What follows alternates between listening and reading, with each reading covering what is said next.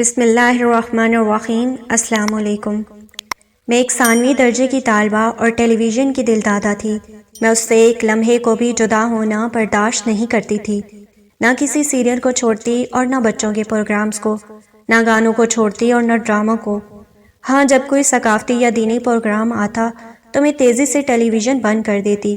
میں ایسا کرتی تو میری بہن مجھ سے کہتی کہ تم نے ٹی وی کیوں بند کر دیا؟ جواب میں اس سے اسکول کے ہوم ورکس اور گھر کے کاموں کا بہانہ کرتی، مگر تب وہ کہتی اب تم کو ہوم ورکس یاد آئے ہیں؟ تم اس وقت کہاں تھی جب تم وہ سیریل، گانے اور گھٹیا پروگرام وغیرہ دیکھ رہی تھی؟ اور میرے پاس اس کا کوئی جواب نہیں ہوتا۔ میری بہن اسی طرح بالکل میرے برعکس تھی۔ جب سے ماں نے اسے نماز سکھا دی تھی، وہ بغیر کسی عذر کے اسے کبھی ترک نہ کرتی، جبکہ میں کبھی اس کی یعنی نماز کی حفاظت نہیں کرتی، بلکہ ہفتے میں صرف 1 یا 2 مرتبہ نماز پڑھ لیتی۔ میری بہن ٹیلی ویژن سے حتی الامکان بچتی۔ اس کی بہت سی نیک اور صالح سہیلیاں تھیں جو نیک کاموں میں اس کے تعاون کرتی تھیں۔ وہ مجھے بھی ہمیشہ اللہ کی تذکیر کرتی تھی، مگر اس سے میرے کبر و عناد میں اضافہ ہی ہوتا تھا۔ میری ٹیلی ویژن بینی روز بروز بڑھتی ہی جا رہی تھی۔ دوسری طرف ٹیلی ویژن گھٹیا سیریز، حیا سوز فلم اور فاحش گانوں کی پیشکش میں کمال تنوع حاصل کرتے جا رہے تھے، جن کی سنگینی سے میں نے اس وقت تک واقف نہیں تھی جب تک کہ اللہ تعالیٰ نے مجھے ہدایت نہیں دی۔ خدا کی ہی تعریف ہے اور اسی کا شکر ہے، میں یہ سب کر رہی تھی اور میرے دل میں یقین واثق تھا کہ یہ حرام ہے، اور یقیناً ہدایت کا راستہ اس شخص کے لیے ہے جو اس پر چلنا چاہے واضح ہے۔ میرا نفس مجھے اس پر بہت ملامت کرتا تھا اور میرا ضمیر مجھے شدت سے کچوکے لگاتا تھا۔ یہ معاملہ ٹی وی بینی وغیرہ صرف ارتکاب گناہ پر ہی منحصر نہیں تھا، بلکہ ترک فرائض کا اقدام بھی کرواتا تھا۔ ملامت نفس کی وجہ سے میں ہمیشہ تنہائی سے بچتی تھی، حتیٰ کہ سونے یا آرام کے لیے جاتے وقت میں کسی کتاب سے شغل کرتی اور اس طرح ملامت نفس کو کوئی موقع نہیں دیتی۔ میں اسی حال میں 5 سال رہی، یہاں تک کہ وہ دن آ گیا جس کو اللہ تعالیٰ نے میری ہدایت کے لیے چن رکھا تھا۔ ہم 6 ماہی امتحان کی چھٹی گزار رہے تھے۔ میری بہن نے پلان بنایا کہ وہ ایک اسلامی تنظیم کے حفظ قرآن مع درس قرآن کے پروگرام سے متعلق ہو جائے۔ اس نے مجھے پیشکش کی کہ میں بھی اس کے ساتھ چلوں۔ میری ماں نے بھی اس کی تائید کی، مگر میں نے انکار کر دیا، بلکہ سختی سے مسترد کر دیا۔ میرا منصوبہ تھا کہ اس چھٹی میں اپنی پوری توجہ ٹی وی سیٹ پر دوں گی۔ بقول شاعر ترجمہ، قرآن کی محبت اور خوش الحان گانوں کی محبت ایک دل میں اکٹھی نہیں ہو سکتی۔ میرے والد آئے تو میں نے اس پورے واقعے کی ان سے شکایت کی۔ انہوں نے کہا اسے چھوڑ دو اور جانے پر مجبور نہ کرو۔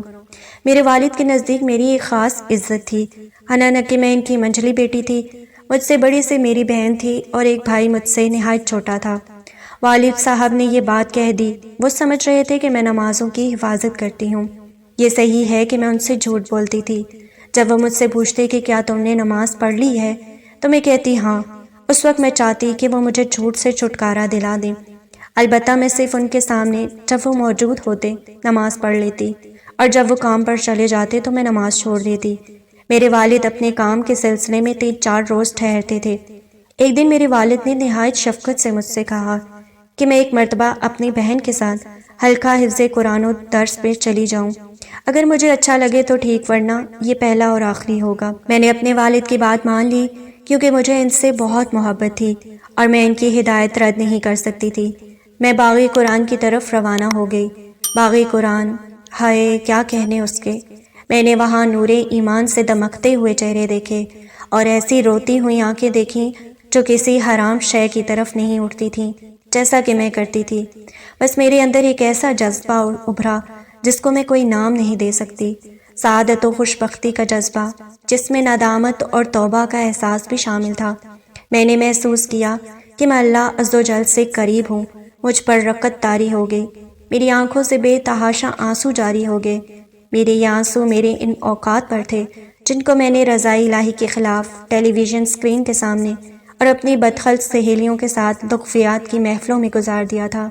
میں ایسی مجالس سے کس قدر غافل تھی جن کو فرشتگان الہی گھیرے ہوئے تھے اور اہل مجلس پر سکینت قلب اور رحمت خداوندی نازل ہوتی ہے۔ مجھے ایک بار کے لیے سایہ قرآن میں بھیج کر اللہ تعالیٰ نے مجھ پر بہت بڑا احسان کیا تھا، جس میں نے اس نعمت کا مزہ چکھا جس کو اس سے قبل اپنی زندگی میں کبھی نہیں چکھا تھا۔ سایہ قرآن میں نے اپنی زندگی ان بساط نفس، تمانیت قلب، ان شرح ضمیر کے ساتھ گزاری، اور میں اس یقین واصف کو پہنچ گئی کہ اس زمین کے لیے صلاح نہیں، اس انسانیت کو راحت نہیں، اور اس انسان کو سکینت نہیں، اور نہ ہی برکت و پاکیزگی ہے سوائے رجوع اللہ کے، یعنی اللہ کی طرف لوٹنے میں۔ یقیناً سایہ قرآن میں زندگی ایک نعمت ہے، ایک ایسی نعمت جس کو صرف وہی جان سکتا ہے جس نے اس کو چکھا ہو، ایک ایسی نعمت جو زندگی کو رفعت بخشتی ہے، اس میں برکت عطا کرتی ہے اور اس کا تزکیہ کرتی ہے۔ واقعی قرآن کے سائے میں زندگی کتنی خوشگوار ہے۔ ہاں، اللہ عز و جل نے مجھے ہدایت دی، جبکہ اس سے قبل میں اس کا سامنا اس کی نافرمانی سے کرتی تھی اور اس کی مرضی پر اپنی مرضی کو ترجیح دیتی تھی۔ آج یقیناً وہ با عظمت و با برکت ہے۔ مجھے شیطان، نفس کسی ایسے کام پر نہیں ابھار سکتا جو رضائے الہی کے برعکس ہو۔ مختصراً یہ کہ میں غافل تھی اور اللہ تعالیٰ نے بذریعہ قرآن مجھے جگا دیا۔ بے شک یہ قرآن اس راستے کی ہدایت ہے جو سیدھا ترین ہے، اور ان مومنین کو جو اعمال صالح کرتے ہیں اجر عظیم کی بشارت سناتا ہے۔ اور آج میں تعجب سے پوچھتی ہوں کہ میں کیسے اپنے رب کا سامنا کرتی اگر وہ مجھے ہدایت نہ دیتا۔ سچ تو یہ ہے کہ میں خود اپنے آپ سے شرمندہ ہوں، اور اس سے قبل اپنے رب سے، اور کہنے والے نے سچ کہا ہے۔ تعجب ہے کہ وہ کیسے معبود کی نافرمانی کرتا ہے، یا کیسے ایک انکار کرنے والا انکار کرتا ہے، جبکہ ہر چیز اس کی نشانی پنہا ہے جو اس بات پر دلالت کرتی ہے کہ وہ ایک ہے۔ اے میرے رب، میں تیری طرف پلٹتی ہوں اور تجھ سے مغفرت چاہتی ہوں، بلا شبہ تو تواب الرحیم ہے۔